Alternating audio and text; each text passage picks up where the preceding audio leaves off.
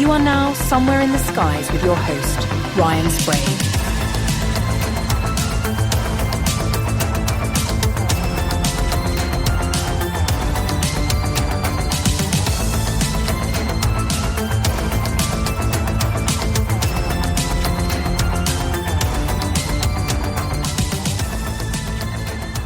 For a number of years, CIA had been tracking Soviet work in the so-called ESP area.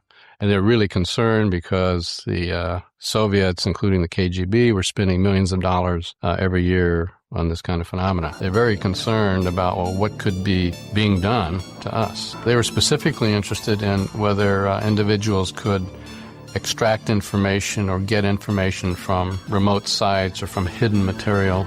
And so it was critical to them to find out, just what abilities do people have. A batch of declassified CIA documents have revealed the agency's dealing with the paranormal is now official. According to the secret files, the Central Intelligence Agency used a team of military-trained telepathic individuals during the Iran embassy siege nearly 40 years ago. The program, named Grill Flame, was established in 1975 and began as research into paranormal abilities. But its star turn came in 1979, when the telepaths were used to provide information on where the hostages were being held inside the embassy and the state of their health. It really comes of no surprise that our intelligence agencies would attempt to obtain information by any means necessary. But as we heard from former Director of Projects, Dr. Harold Putoff, the CIA went to such great lengths during the Cold War as to bring in psychics who they believed could remote view Soviet and KGB targets and spy on them. As we also heard, this was later used in Project Grill Flame during the Iran embassy siege. The overall project was officially terminated in 1995, having reached no solid conclusions on the accuracy of remote viewing and psychic abilities. But the CIA's involvement goes far deeper than this. And as we'll hear from today's guest, the wars waged with the mind in a military intelligence sense may still be far from over. Annie Jacobsen is a journalist, best-selling author, and 2016 Pulitzer Prize finalist. Her books, Area 51, Operation Paperclip, and The Pentagon's Brain were New York Times bestsellers and have been collectively published in many languages. Today, we'll be talking about her newest book, Phenomena, The Secret History of the U.S. government's investigations into extrasensory perception and psychokinesis.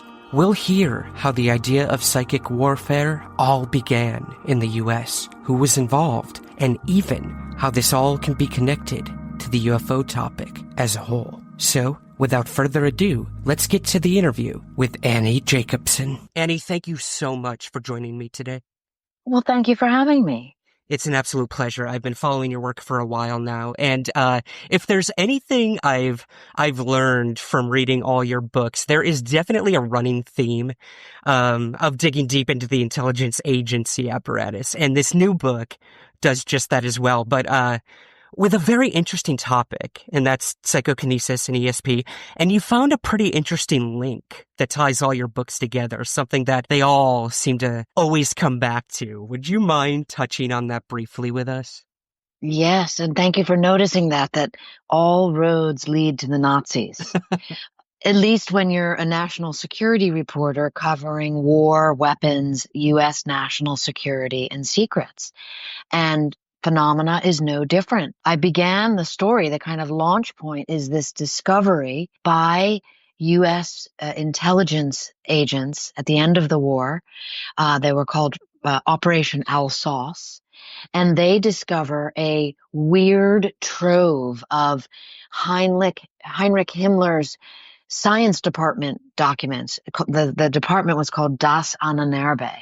And this unit within it explored extrasensory perception, psychokinesis, map dowsing, and then also very extreme forms of the occult, which Himmler was pursuing and pushing among his SS men. And we discovered this weird cache of documents. And Samuel Goudsmit, who was the lead physicist at the time hunting down atomic secrets and, biological weapons secrets and all these other things I write in my other book, Operation Paperclip, kind of cast aside this weirdo, what he thought was a sort of weirdo supernatural research. But it comes back into play later, a few years later, because what we find out that the Soviets got the other half of the Das Ahnenerbe documents that dealt with the supernatural, if you will. And that's really, I think, the launching point for this extraordinary battle between science and the supernatural. Is it fact? Is it fantasy? And this question drives the narrative. And boy, was it intensely interesting to research and report on this, because it's such a mystery. Mhm. Oh, I can only imagine. And I mean, and within your research, you do mention that toward the end of World War II, in mixing that magic and the supernatural, that these files were split amongst us and the Russians, which is extremely enticing, in terms of ESP and psychokinesis. For our listeners who may not really know the difference between ESP and psychokinesis, could you briefly give us the cliff notes on that? Of course. I mean, extrasensory perception is what ESP stands for. And it almost says it itself. It's gaining knowledge from the means other than the 5 known senses. And so the 6th sense has, in the modern era, kind of been conflagrated with the idea of seeing ghosts, I think largely because of the movie by that same title. But the 6th sense, over a broader period of decades, has really been used to mean that the kind of, let's say, divinatory power, an idea of precognition, an idea that you could see the future, that you could know the unknown, that you could also have knowledge about, information that could be used as what the CIA would call intelligence collection. Psychokinesis, on the other hand, is, in short summary, using the mind to affect matter. So scientific skeptics would tell you that's pseudoscience and that's not possible. People who are in the work and study this say, oh, yes, it is. And there's a whole host of psychokinetic abilities that range from, say, bending a spoon with a tip of the tongue and a tip of the fingertip and the command bend, as Uri Geller does, or even meditation, or like monks who are able to sit in freezing cold water and actually adjust their body temperature so that they don't suffer from hypothermia. That's the gamut of psychokinetic abilities. Right. And we've heard, similar accounts of this is what we could consider a mutant, as it were, if you were looking at it from a comic book standpoint. But on a more serious level, Annie, in the early days of what we now know as MK Ultra, the CIA, if I'm correct, they used magicians, hypnotists, and even a witch. This really caught my attention in your book. Could you tell us a little about Sybil Leek and her work with the U.S. intelligence agency? What's interesting about her is she's been completely, buried, if you will, her work, as I found with a number of others really interesting people who pop up here in my book, because there is so much stigma attached to it. Sybil Leek was a famous witch in Britain. She was a white witch, meaning she only used her powers for good, but she allegedly left England in 1944 because witches were still being persecuted, according to her. And I interviewed her son, who's in charge of all of her papers. He lives here in the United States and is, interestingly, a NASA photographer. But she allegedly moved here because she was being persecuted. But in truth, she became a CIA asset. And she was used along with a number of other people, more famously in the 50s, like magicians, very separate subject, which is using magicians, stage magicians, who are actually using tricks and deception to fool someone into believing in psychokinesis, whereas those who have psychokinetic powers are working from the premise that they actually have a yet scientifically unknown ability to affect matter with their mind. Interesting. And now you did mention the name Uri Geller a moment ago. And could you briefly run us through who this guy was and his connection with the CIA? Uri was a CIA asset, and we know that now from these declassified documents that I report on in the book. And, people know Uri Geller as the spoon bender. So you might, and, there's a million different reasons why people might have a preconception in their mind that he's a fraud or a magician. And there's a million reasons why people might swear by his talents, all preconceptions. What I aim to do in the book, in my hours and hours of interviews with Geller, was to try and neutrally present the facts of Geller's story and let the reader decide what they think, because I found Geller remarkable. I mean, I interviewed him at his home in London, and I also interviewed him. I spent several days with him in Israel interviewing him. Just a remarkable part of phenomena, I think. But his entree into intelligence collection with the CIA began in the 70s when he became this famous figure, sort of a pop culture figure, doing the talk show circuits, bending, spoons with his mind, and also reading, having telepathy, like putting an often trick they would do with Geller is someone would draw out a sketch and then put it in a sealed envelope. Geller would be sitting in this talk show, with a talk show host, and then he would be given the sealed envelope and he would be asked to draw it. And, time and again, he would do a remarkable assimilation of the drawing, and people just went crazy for him. Plus he was handsome. Plus he had this lovely accent, Israeli accent. Plus he was charming, and he just really, took on the scene. You may say, well, what did the CIA care about any of that? What they cared about was his alleged psychokinetic abilities. The fact that he could, bend a spoon with his finger, and the command bend. And specifically what was worrisome to them, and again, these are declassified Defense Department reports that state, if Geller could do this to a spoon, what might he be able to do to the delicate electronic system on an ICBM carrying a nuclear warhead? That's what they cared about. And they brought Geller to the United States to test him in a lab under CIA handlers and scientists, physicists who were commissioned by the CIA to work on this research program with remarkable results. I mean, remarkable results. CIA drawing the inescapable conclusion that his powers existed as a real phenomenon. They couldn't explain why. Mm-hmm. That's absolutely fascinating that the CIA would ultimately admit that, yes, ESP, psychokinesis are real.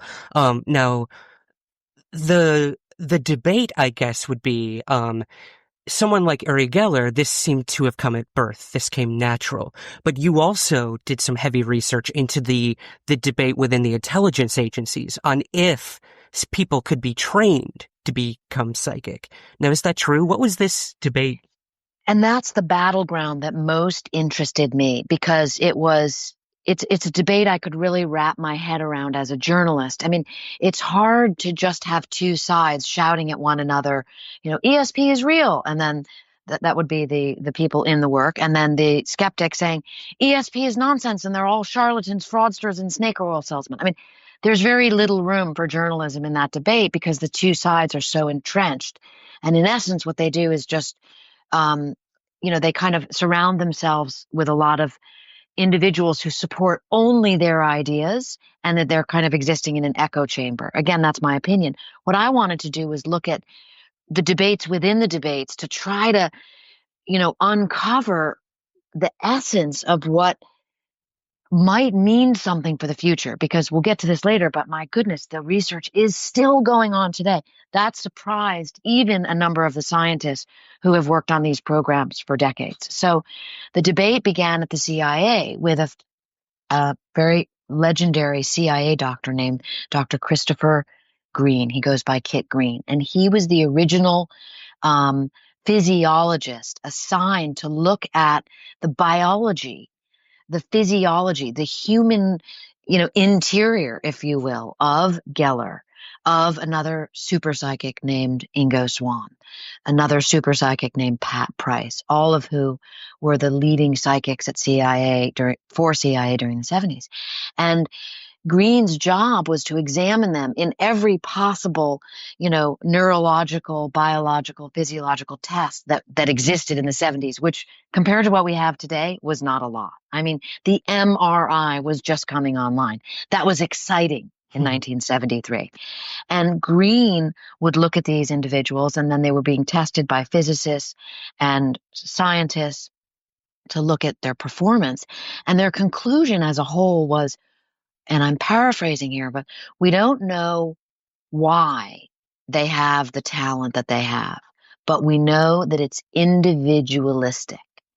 And the analogy that both Green and Puthoff and Jacques Vallée, who was also involved in this, told me is that they said the best analogy is the Mozart analogy. So Annie can't sing in the shower, and you think of what Mozart was capable in terms of music. Right. And you just immediately get the idea of, aha. So they would say Mozart was a super normal. I just have normal, bad singing voice.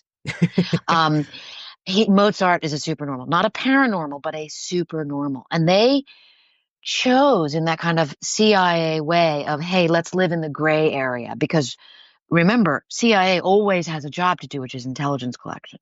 So they wanted to exploit the talents that the Gellers, the Pat Prices, and the Ingo Swanns had, and use that for their purposes. And they were less concerned with trying to nail down, is it real? Is it fact? Is it fantasy? They were just saying, okay, it works in limited, extraordinarily strange and bizarre cases. And yes, it's not repeatable, but never mind about that. I mean, it's not consistently repeatable. And they focused on the individuals, and they felt this is a Mozart-like talent, this sixth sense. Right. And I would assume, it's not so much of if it's real or not, but how it can benefit the intelligence agencies and, your past work showing how it can benefit the military industrial complex, I would assume. And I found these marvelous, once formerly classified documents that say almost exactly that, which is, never mind, the debate. What can we, the CIA, do to exploit this? And that I found very interesting, and it gave a lot of room for, and of course, these are highly classified programs. So no one had to know. I mean, they didn't have to worry about, such and such senator finding out about it and having a cow over this, what would be interpreted as wasteful money. Although that debate I found, useless, because the amount of money that was spent on these programs is so small compared to the budgets that I looked at for my previous book, The Pentagon's Brain, about DARPA. But in any event, the CIA was able to kind of play fast and loose with the ideas of this area of research that are stigmatized traditionally, because they could rise above the fray, take their work really seriously, and figure out the best way to exploit this talent. But then the CIA ran into trouble in the 70s with its MK Ultra programs being exposed, its LSD programs being exposed, and suddenly the CIA found itself in a whole heap of trouble during the Church Committee hearings, and the program needed to go because it was too incendiary were anyone to find out about it. And so up to that point, DOD had been a client of CIA. So, and meaning NSA, also FBI, Secret Service, you name it. If the Joint Chiefs of Staff wanted some information, from psychics. They would go to the CIA, give them a request, and then the CIA would task the psychics on it. Well, after the Church Commission hearings, that all changed, and the program was inherited by DOD. And things really shifted there. And there was a movement away from this idea that it's individualistic, that it's the Mozart analogy. And it moved toward the idea of, hey, ESP is something that we can train soldiers to be able to do. And grave problems arose. Absolutely. Yeah. You know, when the question of ethics comes into mind, you really have to wonder, like, how deep are they willing to go, and at whose expense? We know many scientists have been exploited in terms of these types of things and their theories. And you spoke to one scientist who worked on something called the quantum entanglement theory. I found this deeply fascinating. Could you give us a brief summation, Annie, of just exactly what this theory entails? Greetings, everyone. Ryan Sprague here, host of Somewhere in the Skies. For over 7 years and more than 400 episodes, the Somewhere in the Skies podcast has always been free to listen to, but it's not free to create. So we offer several ways to help support our efforts and get rewards in return. If you listen to the podcast on Apple, you can click the subscribe button at the top of your Somewhere in the Skies feed to become a premium Apple subscriber. Or you can join our Patreon campaign with several tiers available. Both of these options give you the same benefits and rewards: ad-free episodes, early access to the main show, and bonus episodes and content. Help keep the lights on at the Somewhere in the Skies HQ, and help us continue to grow by becoming a Patreon subscriber at patreon.com/somewhereskies, or by clicking the subscribe button at the top of your Apple feed. Thank you for your continued support, and keep looking up.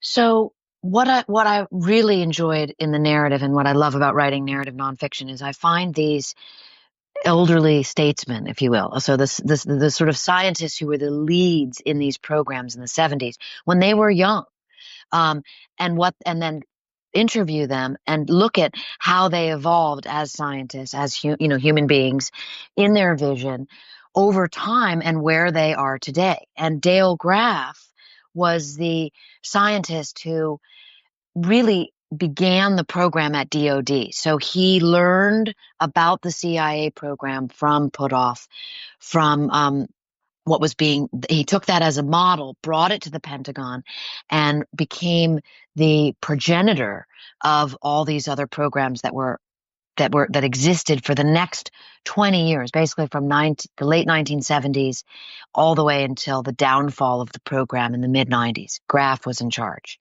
Graff was in essence second in command to a scientist named Dr. Jack Verona at the Defense Intelligence Agency.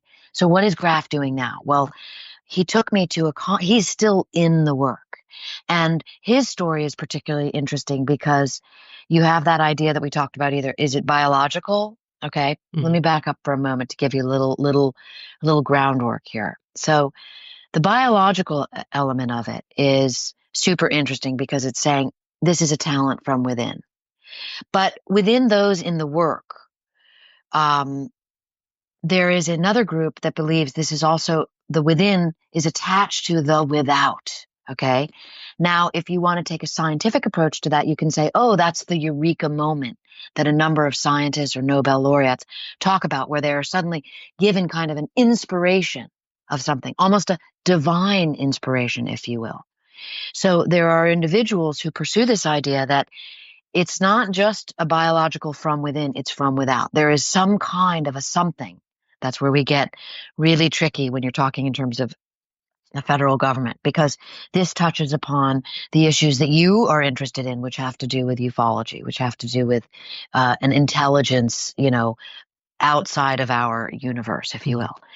And many of the scientists adhere to that concept. And I did not write about that in Phenomena. I hint at it. I talk a little bit about it, but I felt that it It's its own subject. And I wanted to focus specifically on the battleground of extrasensory perception and psychokinesis. But it's understood that that exists there. And separate from that, you have a very few amount of scientists, Dale Graff among them, who accept that ESP is a real phenomena, that psychokinesis is a real phenomena, who have dedicated decades, their entire life to this work. But they do not believe it is from without at all. They are the antithesis of a supernaturalist, if you will. Mm-hmm. They believe that it has to do with biology and it has to do with quantum physics. And that's where Graff sits on the spectrum, which I found very interesting. He rejects any kind of, though without any kind of intelligence, higher intelligence, if you will. And he says this is basic quantum physics. It's something that Einstein referred to.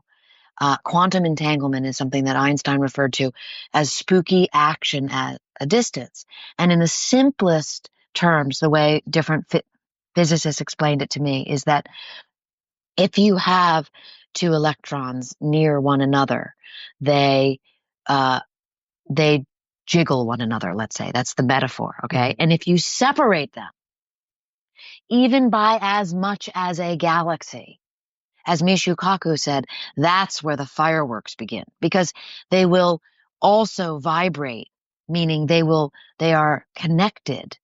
They are inherently wiggling with one another, aware of one another, even if you separate them as far away as a galaxy. This was an idea, spooky action at a distance, posited by Einstein, but never able to be proved in the laboratory. Well, now in 2017, you have scientists around the world conducting these experiments where they're able to demonstrate that electrons have, essentially are communicating with one another around the world. That would have to involve faster than light travel. And that's where you get complicated. And that's where you have a guy like Graff says his idea for this, and this is theoretical physics now, that this could account for extrasensory perception, for faster than light information gathering, for knowing what's happening across the world in this moment. And that concept is called retrocausation. And I write about in the book attending a conference at UC San Diego with the world's leading physicists in this area who pursue this line of thought as science of the future. And I think one of the things I enjoy most about writing about these very esoteric concepts is getting the world's experts to explain it to me in layman's terms, because the people who are the smartest in these subjects, they're really able to, as Einstein said, you should be able to explain it to a child. That's how easy it is. Right. Yeah. You're right. The brightest of individuals should be able to, quote unquote, dumb it down as simplest of terms as they can. That's an absolutely fascinating theory. And I know others have looked into things such as quantum mechanics. Edgar Mitchell comes to mind, who's done a lot of work within the noetic sciences and consciousness, but you have a very interesting story in your book about Edgar Mitchell, who we know is the sixth man to walk on the moon, and this has to do with the moon. Would you mind telling us this story? It's absolutely fascinating.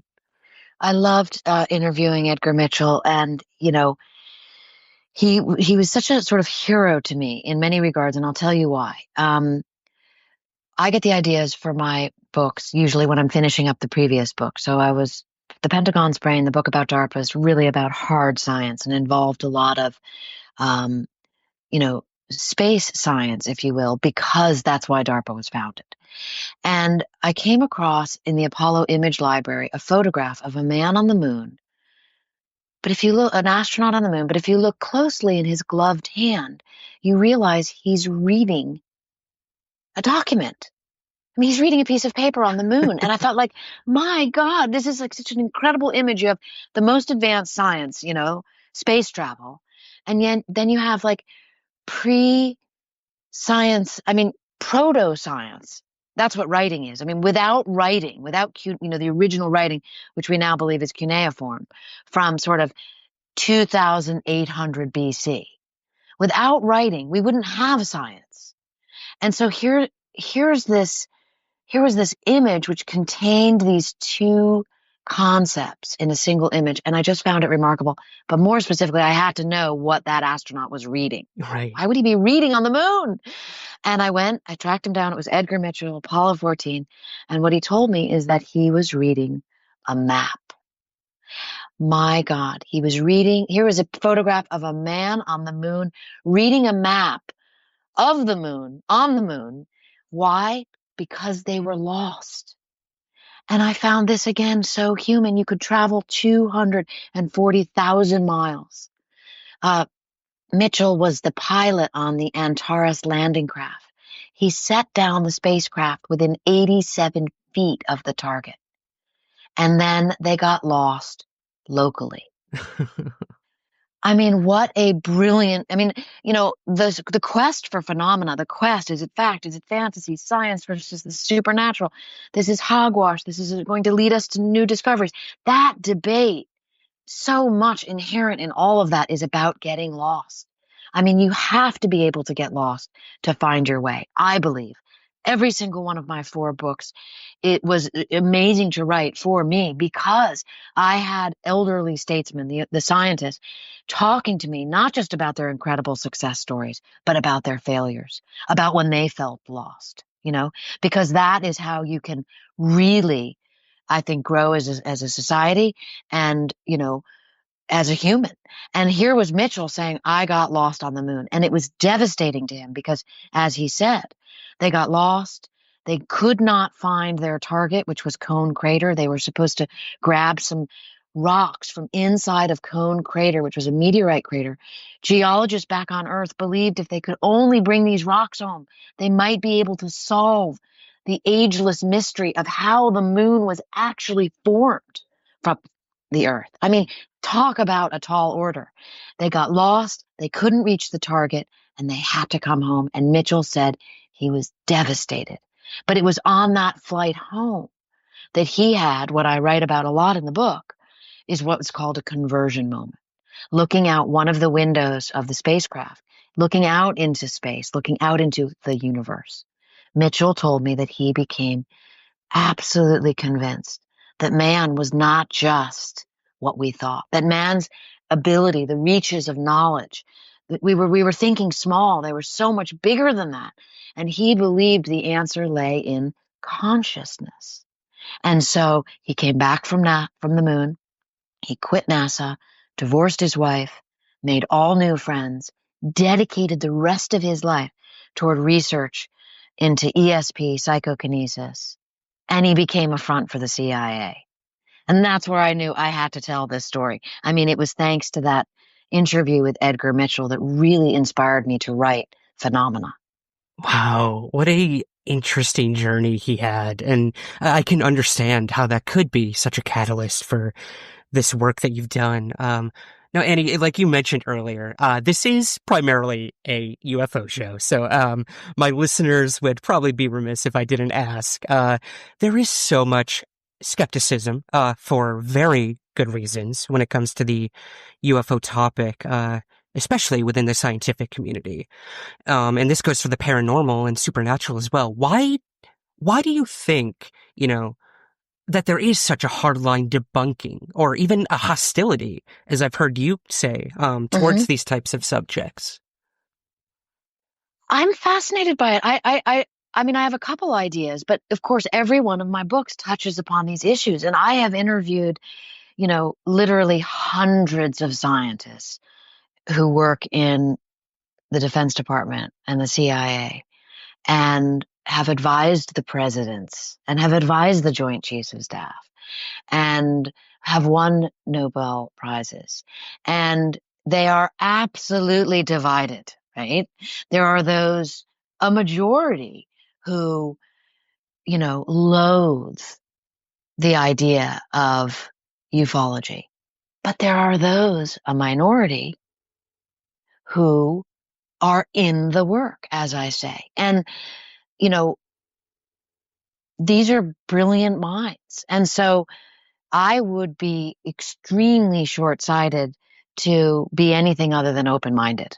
That I just take the long view, right? I mean, so why does the debate exist? Well, okay, so what I also find interesting is that, as I said, the majority of scientists in the Defense Department and the intelligence community are what Gertrude Schmeidler called goats.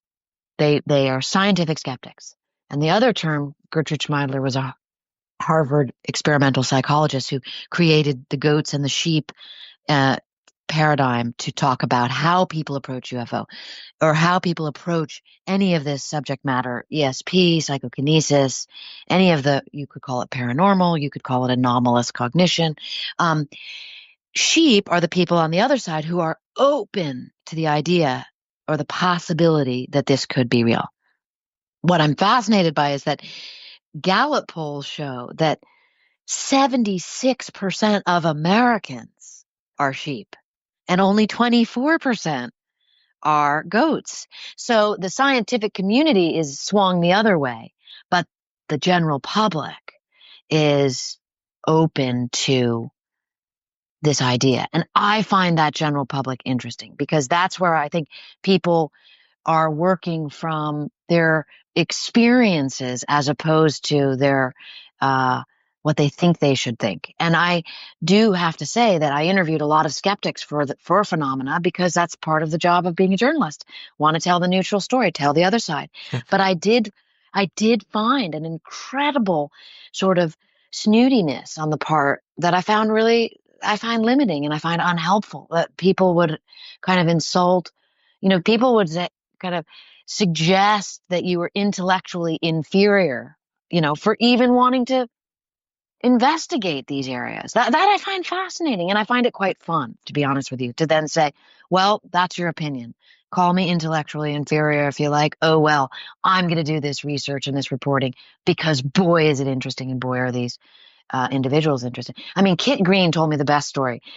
I write about him at length in the book. One of my absolutely most interesting interviews, I think, were with Green because of what he's also doing today with ufology. Mm-hmm. And again, he was Geller, he looked at the physiology of Geller and others in the 70s. He ended his long career with CIA, retired, and is now working again with Defense Department. He never stopped working. He's on some of the most prestigious science boards in the nation. I mean, 6 months ago, he was on General Clapper, head of the DNI, like a 9 or 10 man scientist board to advise the director of national intelligence for the president. I mean, that's a huge job. And yet what Green told me is when he lectures at the Pentagon about anomalous situations, that we're talking about, which touch upon not just anomalous mental cognition, but also anomalous visual sightings of things like orbs. And he talks about this, and sort of the scientists all sit there, aghast. How dare he talk about this? But up at the coffee break, everyone comes up and asks him questions. But no one wants to talk about it on the record. Boy, do I think that's interesting.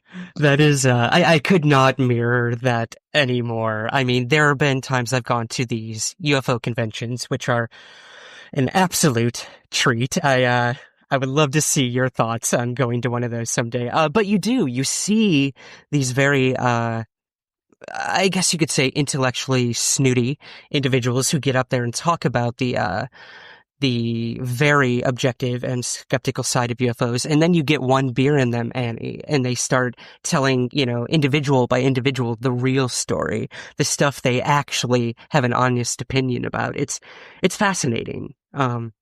It is. And it also, there's lots of different rabbit holes to go down. And I think that,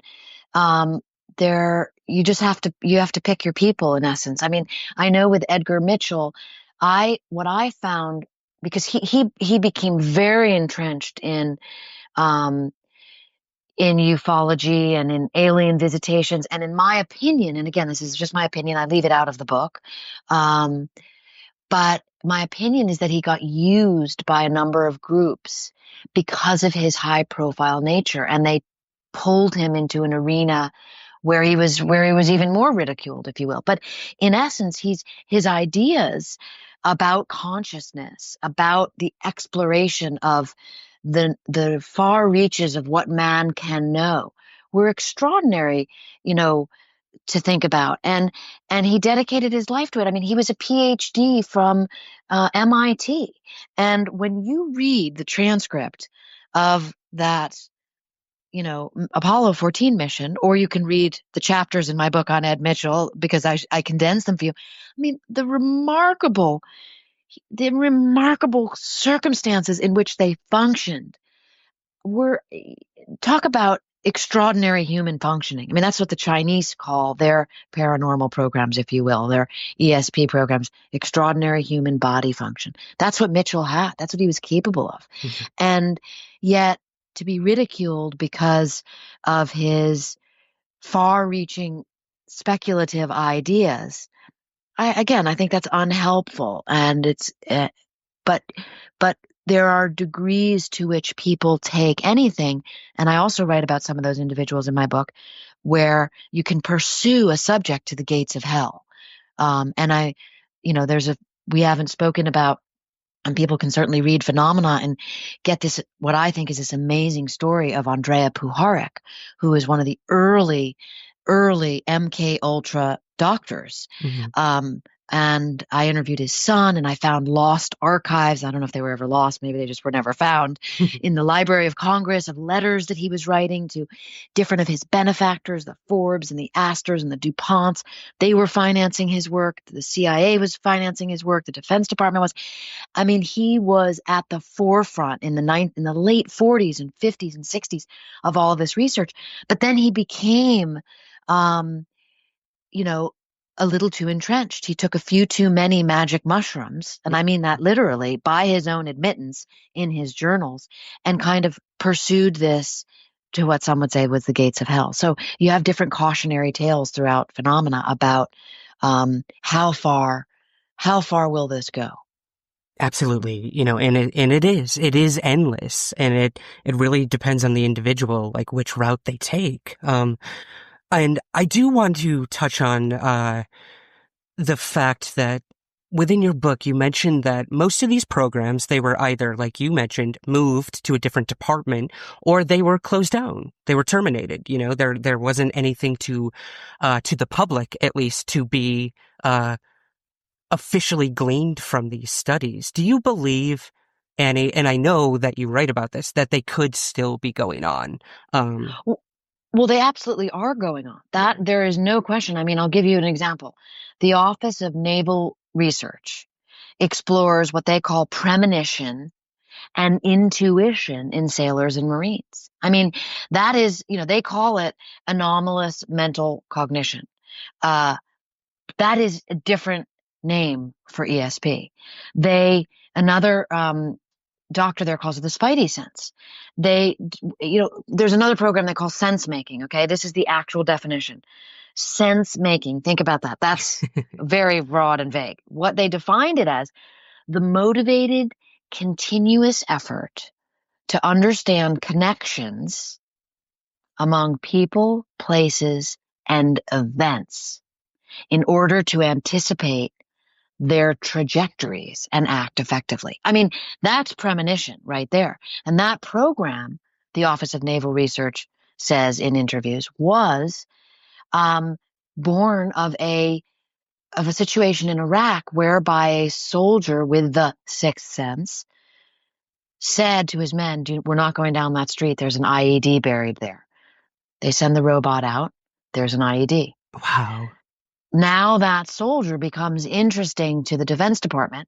But in the present day, in 2017, instead of going into the laboratory and, in the Faraday cage and conducting experiments right off, they're now looking at that soldier's physiology, looking at his neurobiology. And as it was said to me, trying to map that physiology in the brain and then model it and then accelerate it.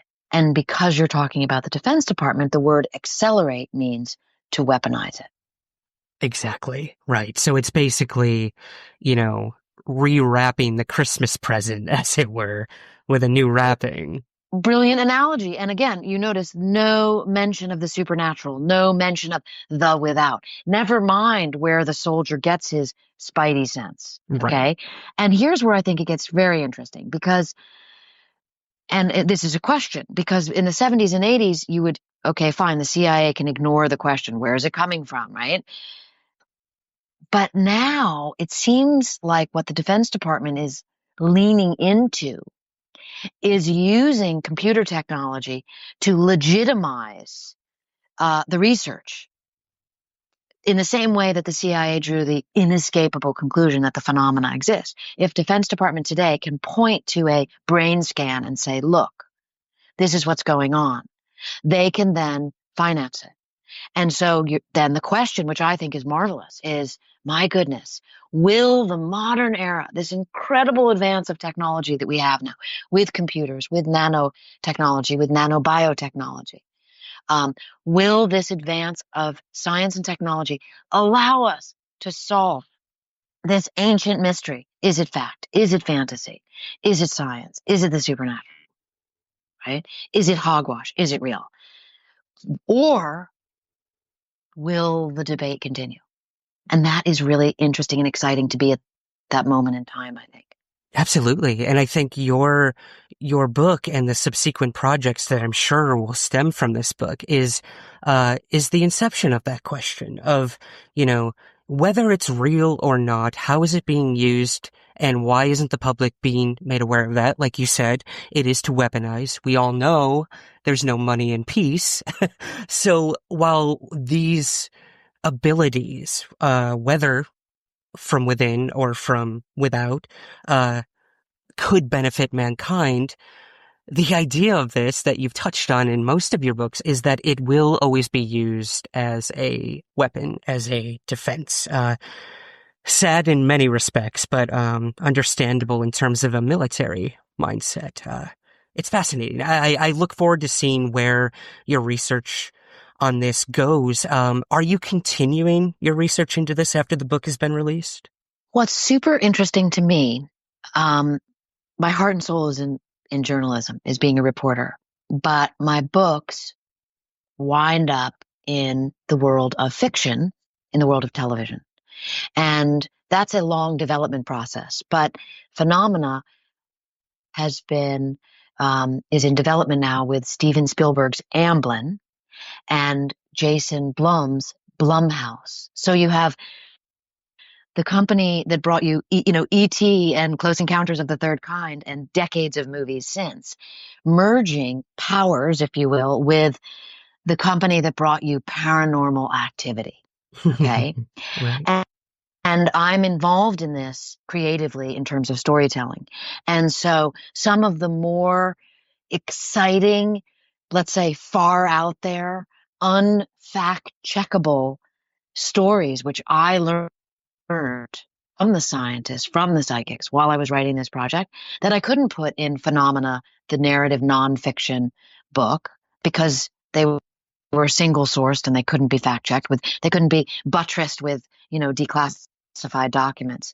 Those incredible stories, which had me at the edge of my seat, can find their home in this fictional world. And I think that is super exciting. So when you say, will the work continue? Absolutely, it'll continue. That's very exciting. And we all know, Spielberg has been known to put truths into his fiction. Close Encounters, like you said, comes to mind. Jacques Vallée was featured in that film. Many case reports from supposed alien encounters were included in that as well. That's very interesting. And we see that a lot lately with the blending of fiction and these small truths being almost disclosed to the public. So I definitely look forward to that. Do you have any other upcoming projects coming? Well, I'm always writing another book. So that, as I said, that's really where my heart and soul lies. But, back to that idea of science fiction and science fact, what you just touched upon, where the fiction writers plant truths in fiction.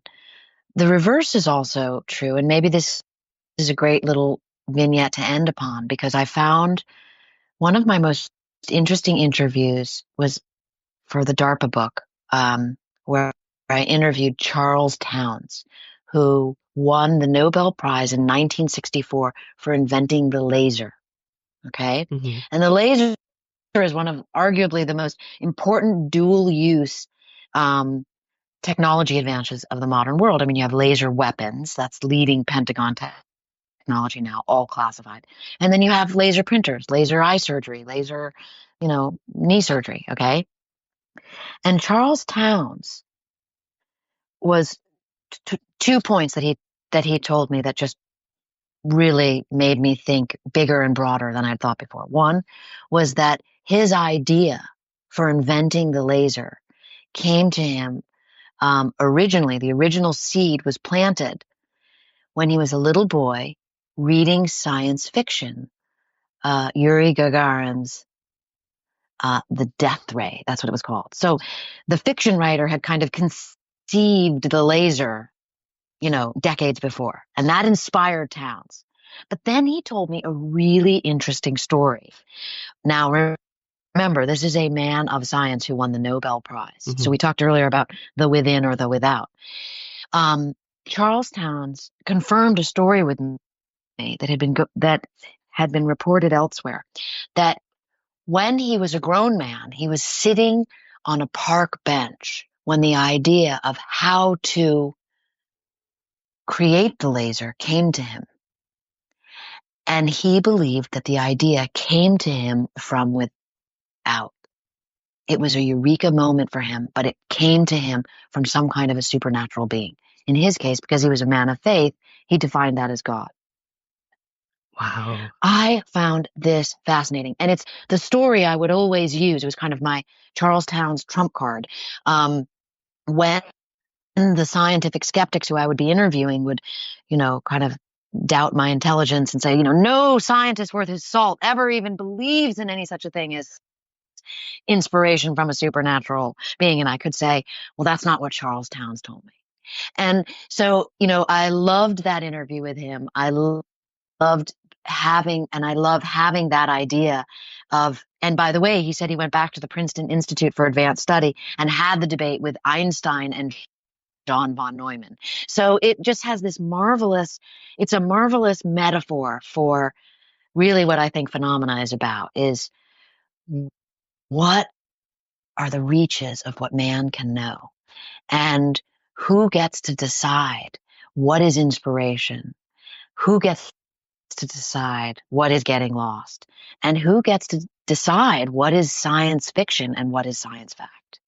Absolutely. And I think your book shows that debate goes on, that conversation continues, and more people are opened up to that possibility and become that higher percentage, amongst the skeptics and the debunkers. So I can only imagine the inspiration this book is going to have on many in the scientific fields, the hard and soft sciences, and to the believers and skeptics alike, Annie. It's an absolutely fascinating book. I can't wait for people to hear this today. And where can we find out more about what you're up to? AnnieJacobsen.com. Perfect. Author website. Awesome. And all your work can be found there. Annie, thank you so much for joining us today. Thanks for having me. It was a pleasure.